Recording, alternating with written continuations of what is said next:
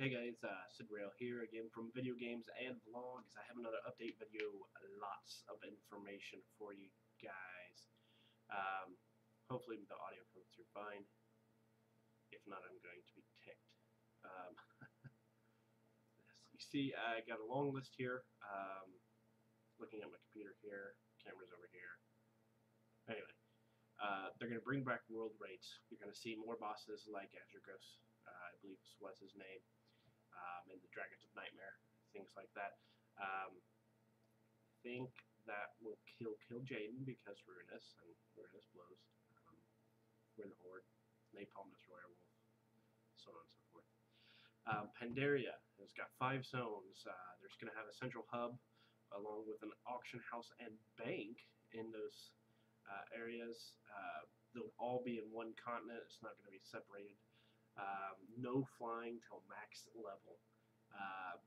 They have the Valley of Four Winds, Townlong Steppies, Kundalai Summit, Jade Forest, and Vale of Eternal Blossoms. The 4, except for Vale, I believe, are larger than Twilight Highlands, and you're going to have to be running around on your ground mount, so that kind of gives you the idea of scale there. It's basically been shrouded in mist since the Sundering. And there's a naval battle between the Alliance and Horde. People get blown up, blah blah blah, and they wash up on the shores of Jade, the Jade Mist Forest or Jade Forest or whatever. It's going to be very Alliance versus Horde. There's only going to be the one starting zone. You're all basically going to be there and kind of meet in the middle. The new starting island for the Panderans are going to be the Wandering Isle.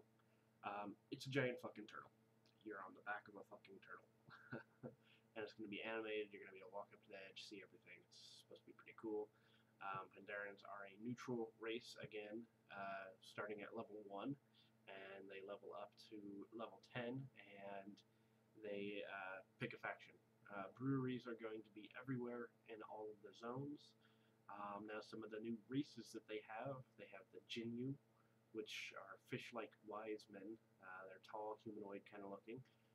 The Hozu, which are monkey-like, mischievous, and they're always pulling pranks and stuff. Vermings, everybody loves these. They're kind of like the new kobolds. They're very rabbit-like, and they look pretty fucking cool. He was holding up this stick that had a big knife and fork on it and stuff. It was pretty cool. They're going to be kind of like the new Murlocs. They're pretty awesome.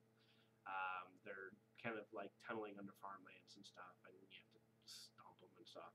Comical type of race. The mantid, insect-like race, have been there for millennia. They were separated by a wall between the monks, and they're basically kind of coming through, and you have to stomp them out. They're going to be normal. They're not a hive mind. They're sentient. They'll have clothing and buildings and so on and so forth. Mogu, first race. They were overthrown by the Panderans, and the Mogu won it back. They're kind of tall pit bull or bulldog orc-like looking race. Not necessarily dog-like, more orc-like. It's really weird. And then the Shaw, which is like all the negative energy forming into a being. Shadow form energy looking thing. Anything that bad happens, a fight or anything like that, turns into this energy, which is then released like this. Jade Forest is the first zone. It's the last and Horde land here. There's only the one starting zone. It's a lush rainforest with giant stone spires with Panderan buildings on top. And nothing like anything they've done before. You meet the Hozu and Jinyu. Each Horde line's trying to recruit one of those, and they try to put those two races to fight against each other. And Shaw is released because of, not as a being, but the race or energy is released, turning these race of weird, crazy beings against each other. And you have to kind of stop that negative energy being thingness of stuff. The Temple of Jade Serpent is the first dungeon where you have to go and cleanse it of the Shaw, basically. Panderans. Females aren't good. They just are males with bows on their head. They can be, this is important, hunter, mage, monk, priest, rogue, shaman, and warrior. That's it. They can, their racials that they have, again, not finalized, but increase food stats. So if you get 90 intellect, you get 180 intellect, something like that. Cooking increased by 15 inner peace, so your resting experience lasts twice as long. So it's gonna, instead of getting, 1,000 double experience, you'd get 2,000 double experience. Bouncy is what they call this. 50% less fall damage. I love it. I'm gonna love being a Panderan, especially so I can be the Horde and be Panderan. Then they have Quaking Palm, their active ability. A 3-second sleep on enemy target. PvP. That could be interesting. The Monk, again, another important section here. They have the Brewmaster, tanking spec, Mistweaver, healer spec, and obviously Windwalker, the melee DPS. The Mistweaver or healer spec is, they're looking at it possibly being a melee type healer, maybe a damage dealing type healer, not doing a lot of damage, but that's how it's working. They're working on different things like that. It's not a hero class. What that means, you start at level 1. It's very martial arts based. The monk only animations, everything very monk like. It's just pretty cool. As far as the races that can be monks, every single race except the goblin and worgen. I'm really the goblin one, but they get gnomes. Yeah, silly. Basically, it's a lot of hand and feet combat with the monks. They have weapons for finishers. And speaking of weapons, they have stabs, fist weapons, one-handed axes, maces, and swords, and the healers will use offhands. They'll be wearing leather armor, so agility and intellect, depending on healer, or tank, or DPS. The resource that they'll use, chi used for jab and roll. Roll is one of their abilities where you roll in or out. I'm not quite sure, but chi is used for those, and jab, which is one of your main abilities, generates light and dark force. Looks like there's 4 orbs on each side. This is light, this is dark, and your abilities, your finishers, use light. So you can have this one finisher that uses this, and that combos with another one that uses 3. And then you have to build that back up, and then you have your dark orbs that you can use for other abilities, so on and so forth. There is no auto attack, so it's going to be very active. As soon as you hit an ability, you use a spell, and it's going to be very direct control. And I think with that type of animation fluidity, it's going to be really cool. And they showed us some videos of the animation stuff. It's pretty fucking amazing so far. Now, Talents 2.0, as they're calling them, completely changing them. Even more so than you think now. You have your class abilities, spec abilities, and then talents. Class, all your base things that you'll be getting that all specs can use, so on and so forth. Your spec abilities, so if you're a holy paladin, you'd have all these sets of abilities that you get as you level up, including when you choose that at level 10, choose to be, say, holy at level 10, and then talents. Talents is a separate tree that every 15 levels you get to choose between 3 things, and you can only choose one of those 3 things. So, say you have repentance and rebuke. That's just an example. You'd have to choose between one of those 2 at, say, level 15 or 30 or something like that. And you can't go back and get it again, say, at level 30. You can't go back and choose the other one. You only get this, and it goes 15, 30, so on and so forth. There's no mandatory talents. It's not going to be, they want to make it as little cookie cutter as possible, basically blowing that all away, since there's basically only going to be so many talents there, and all the rest of your stuff's basically base. you're going to have a lot of options, and you can almost change them on the fly, not necessarily in combat, but oh, hey, let me go ahead and change this right now, like you're changing lists. So that'll help you with certain fights and such. Then they talked about PvE scenarios. They're like mini dungeons varying in number of players. So you could have like 3 things, and it's you go in and you try to complete these objectives, and they're staged like kill 15 kobolds, rescue these people, kill this big kobold, and then you're done. No rules. That means no tank, healer, or DPS. It doesn't matter what you are, you can complete it. That means very low queue times. Should be great. Then they talked about challenge mode. So basically it's a time-based mode for dungeons and raids and things like that. You can earn a bronze, silver, or gold.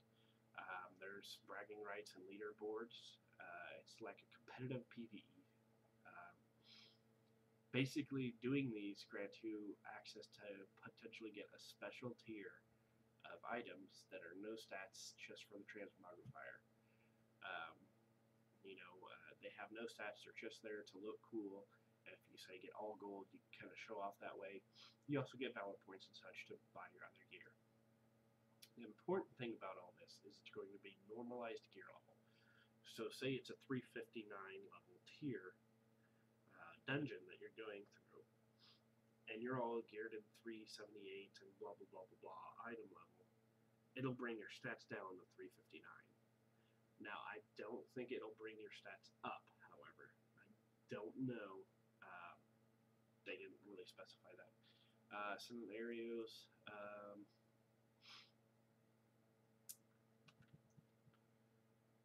Scenarios are queued for. No requirements. They're staged. Blah, I already talked about that. Pet combat system. This is your companion pets in a combat system. To put this simple, they kind of built fucking Pokemon into the game. Everyone's fucking thinking Wowkimon. I'm gonna start calling it Wowkimon. Collect and level battle with companions. All players can do this. There's no level requirement, so you can be level 1 and so on and so forth and get these. Almost every pet is going to be usable. I'm sure like the Argent Grubling and stuff like that won't be usable, but pretty much everything else I'm sure will. Tons of pets, and they're going to do tons of new ones for it. You can customize their pet name and stuff. There's going to be wild companion pets, like they're going to be having varying stats and kind of like rare spawns. Like say there's one that only spawns in this zone during the rain, during winter, at night, or varying spawns like that. And that's how you'd go out and tame this wild companion. It looks like there's also like mechanical fire and stuff. They didn't say anything about it, but they had these little weird icons next to some of the companions on some of the images. I'm guessing it's like Wowkimon. They're tradable, so you can level up a level 20 pet and then trade someone else and go and buy another one for yourself if you want to. You can sell an auction house way to make gold. Another thing for those companion people out there, account-wide pets, something they're working towards. Fuck yes, this will put me at like 115 pets account-wide, I think is what I have. But I only have 102 on one dude and like 90 something on the other. They're going to have the UI so you can see the location, so you can scroll through the pets, go click here, oh that's where it is, that's where I gotta go, I want to go tame this one. You can do teams, so you can put 2 or 3 pets together. There's 3 abilities I guess you could choose from and use, including possibly putting items together and using those items. You get master abilities, and you fight certain masters to, like around the world, you travel around. There's this goblin master, and he teaches you some rocket punch ability or something like that. It's stuff like that. It's all put together. Again, very Wowkimon, is what I'm going to say. Not a bad idea putting a minigame inside the game, but they're really stretching things here now, Blizzard. Dungeons, there's 9 to start with, 6 in Panderia, and they're going to be doing some heroic updates as normal. they announced Sholomance and Scarlet Monastery, which are going to make just 2 wings of 1 and 2. That's how they're going to do it.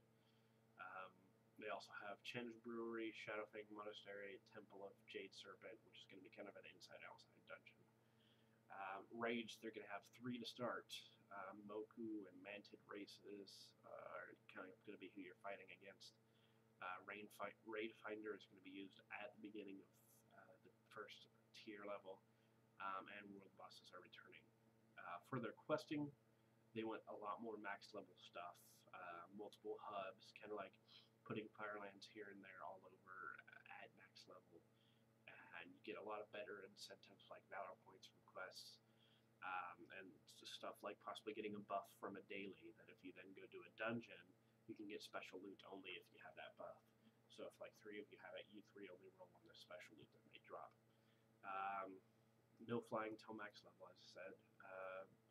They're going to have more faction improvements, things like that. I'm not sure what that was about. They're going to be a lot more fun, less grindy. And they went on to PvP. New battlegrounds that they're considering types of like payload battlegrounds. Murder Ball type battlegrounds, and Dota type battlegrounds, which all 3 of those I think would be amazing. It would be hard and weird, but hey, it gives you something new to do. They're working on account level achievements. Yes, thank you.